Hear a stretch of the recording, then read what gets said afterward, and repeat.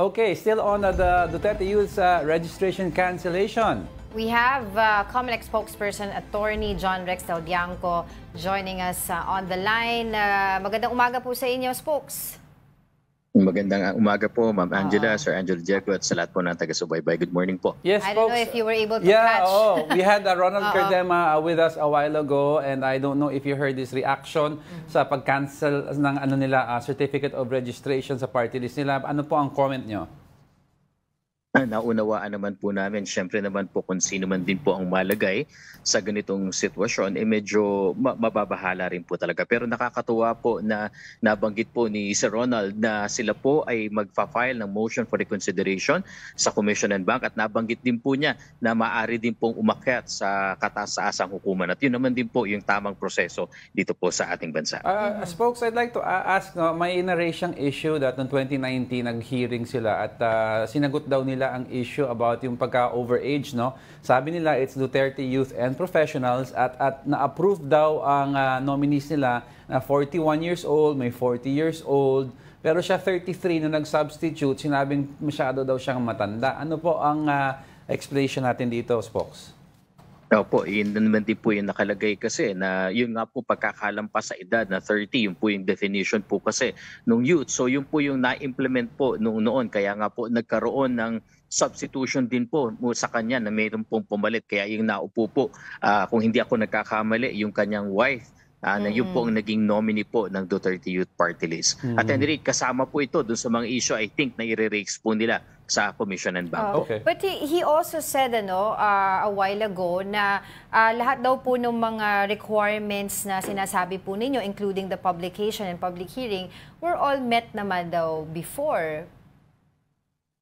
Ganito po, kung tama po ang pagkakalatag po, nung po kasi nakapag-file po sila ng petition for registration sometime in 2018, agad po itong na-dismiss ng isang COMELEC division. And then sa pag-akyat po via motion for reconsideration sa Commission and Bank, na-grant po ito. Ang normally po kasi ang proseso, kapag ka po lilitisin doon sa division, ang mangyayari po niya magkakaroon ng order. Kung meron pong basihan at sufficient in form and substance yung petition, magkakaroon po ng order na i-publish. Ano-ano po yung dapat i-publish? Una po yung petition, ikalawa yung manifestation of intent, at ikatlo yung listahan po ng kanilang nominees at yung kanilang officers. Ito po yung notice sa buong mundo at ito rin po yung pamamaraan para mag-acquire. Ano po ang purpose po nito? Ang purpose po nito kasi yun nga po, notice sa buong mundo, kung merong gustong mag-oppose, kung merong gustong mag-question ng qualification, ay maaari na po ito. Hindi po ito naganap ng pagkakataon na yun. Hindi rin po na-remand sa division po yung kaso pagkatapos po sa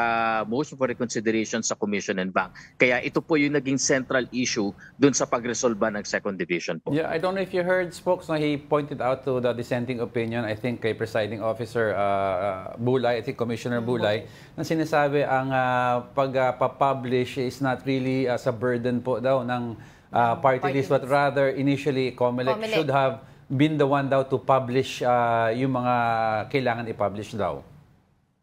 Yung base po kasi sa procedure, ang talagang nagpa-publish po niyan at the expense and at the cost and the initiation of the groups. Ang hinihintay po lang nila yung order po nga mula sa COMELEC. At any rate, diniscuss din naman po dun sa desisyon na regardless kung ito'y inuutos, hindi na iutos, dapat po kasi obligasyon po ito, jurisdictional requirement po kasi notice nga po sa buong mundo. Yun naman po, I think talagang i-raise din po nila sa Commission and Bank, kasama na rin po yung naging dissenting opinion ng isa sa miyembro ng division po. Okay, Spock, I hope you indulge us. No? I think kasi si Ronald Cardema, he was with us a while ago. I think he wants to... Still here. He's still here. May gusto daw siyang, I think, sabihin. Ronald, are you still there? Ronald? Ronald? Nakamute pa ata Nakamute siya. pa. Oo. But going back to the discussion earlier, spokes, according po dun sa decision, when I was reading it, it says there, Duterte Youth registration is void ab initio. Tama po ba yun? O ab initio. Or void from the beginning. Paano po yung mga, please enlighten us po, paano po yung mga batas na they authored during the time na sila po ay nakaupo? Ano po yung mangyayari doon? Opo, marami naman pong cases na ganito na nangyari na ninullify yung pagkakaupo at yung naman pong mga na-perform nung panahon na hindi pa po lumalabas yung issue, ito po ay tinuturing po na naging function talaga. Kumbaga, wala naman pong issue ito, na-perform ng maayos, kaya hindi po ito nagiging question dahil merong presumption of regularity at the time nung nagawa yung mga bagay na yan. So kung talaga pong mangyayari, hindi pa naman po, by the way, hindi pa po final and executory ang decision na ito ng Second Division. Kung sakali pong darating sa punto na magiging final and executory at ito pa rin po ang desisyon, ganun po ang kahihinatnan po niyan. Bagamat hindi na po kikilalanin yung pong nakaraan dahil tapos na yan, pero yung mga nagawa po, hindi naman po ma-invalidate. Yung prospective po ito. Okay. So you mentioned this is not final and executory. Ano po ba yung magiging proseso at ilang araw yung maaari nating antayin para malaman po natin yung magiging kahinatnan po nitong kaso na ito?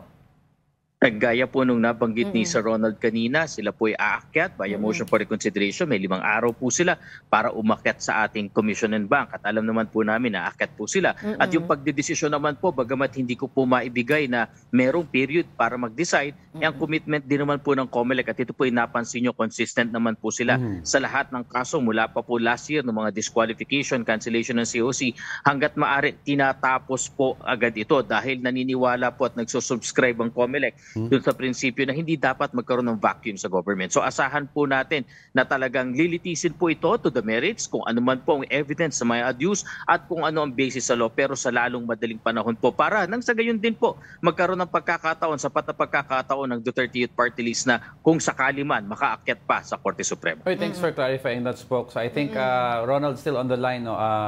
And I think may comment siya dito. Ronald, are you there, Ronald?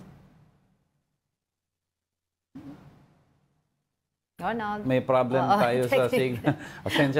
Pasensya na, Spokes. So, Spokes, I'd like to clarify, when he files the motion for reconsideration, will they be allowed to introduce new evidence that may clear their yung issue nila? For example, sabi niya, yung statement na pinupukol sa kanya about yung kill.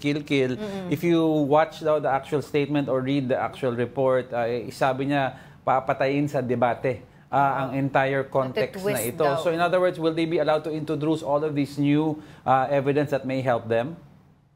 Tingin ko naman po papahintulutan dahil central naman po sa issue yung bagay na ito at kasama po na-discuss. And by the way, ang dinidiscuss po kasi sa motion for reconsideration talaga, ano yung mga issues na naging na-discuss din sa original decision. Kumbaga po walang introduction ng bago. At since nakikita ko naman po, bagamat hindi ko po pinangungunahan ang Commission and Bank, kung bahagi naman po ito, tingin ko naman po hindi naman po sisikilin ng COMELEC yung karapatan nila patungkol dun sa issue na nabanggit po. Well, there's a mention a while ago saying na talagang politically motivated daw po itong desisyon nito. Your reaction on that po? Nako, hindi naman po. Kung mapapansin po natin doon sa decision, maliwanag naman po ang pagkakalatag nung ating Second Division. Bagamat meron nga pong dissent, pero kung titignan nyo po, democratic po yung kanilang pagboto. Hindi po ito, kumbaga, may puwersa o kung ano man. And in fact, si Chairman Garcia po minsan nilang naging abogado. Kaya po kami hindi naniniwala at talagang walang katotohanan po yung sinasabing na politika po ito. Ang desisyon po ng COMELEC ay nababase sa records, ano man ang ebidensya, at ano naman po yung batas. At kita nyo naman po, ang laging iniisip po natin yung pagkakataon. Una, ma-resolve ba finally itong issue na to for the benefit not only of the public but also of Duterte Youth. And secondly po, kung ano man ang kahinanatan, kita nyo naman po, pwedeng umakyat sa Bank, pwedeng umakyat sa Supreme Court. Nandyan po lahat ng proseso. Pero Spokes, regardless of who the party list is being in question at the moment, isn't it troubling also to think na pwedeng manalify na lang po yung mga boto ng tao sa isang kumakandidato? In the case of Duterte Youth, 2.3 million yung bumoto sa kanila. So yun yung pong isang issue na gusto po din natin na maliwanagan po tayo. Tama po kayo. Ito po ay isang aral din sa COMELEC. Kasi nga po, kaya nga po ang balakin na ng COMELEC sa mga susunod na halalan hanggat maaari sa lalong madaling panahon. Hahabaan natin yung panahon sa pagpa-file ng mga ganitong kaso nang ma-resolve na bago maghalalan. Alam na ng taong bayan ang kahinatnan kung dapat bang iboto, hindi dapat iboto, o talagang hindi kwalipikado kaya natanggal sa listahan. Ngunit dito sa pagkakataon naman po ito, hindi naman po ito ginawa ng COMELEC na arbitrary o kami lamang po ang bigla na lang nagdesisyon. Meron na rin naman pong linya ng mga desisyon ng Korte Suprema na nagsasabing bagamat nabotohan, bagamat nanalo, pero kung hindi talaga kwalipikado, sumasalungat talaga sa requirements ng ating batas, lalong-lalo na sa saligang batas, ay maari talagang manalify ang pagkapanalo dahil hindi naman po ubra na hindi qualified ay mauupo o kaya po kung hindi tama ang pagkakaakyat. At any rate po, tama po kayo, talagang ito po yung lesson learned sa ating learning sa ating lahat, kaya po sa susunod na halalan, mas aayusin pa po ito ng COMELEC. Bibigyan ng panahon at tutok para mas maayos ang ating listahan ng kandidato. Well, thank you for that, Spok. So lastly, before we let you go, quickly lang, ano po ang update natin rin yung sa Manila? Nag-issue, I think, kay Joel Uy with regards It will be replaced by Congressman Benny Abante. Tama po kayo. Gaya nga po nitong sitwasyon ng Duterte Youth Party List, hindi pa rin po yan final and executory. Bagamat final na sa parte ng second division, ay maaari pa rin po umakyat via motion for reconsideration. At base po doon, natuklasan din po kasi records-based din po ito, evidence-based din po, na lumalabas hindi natural-born citizen po si Mr. Chua Uy. Dahil nung siya po ay pinanganak noong 1962, at that time, ang magulang niya po ay Chinese citizen pa at na-naturalize lamang po sila 5 years after noong 1967.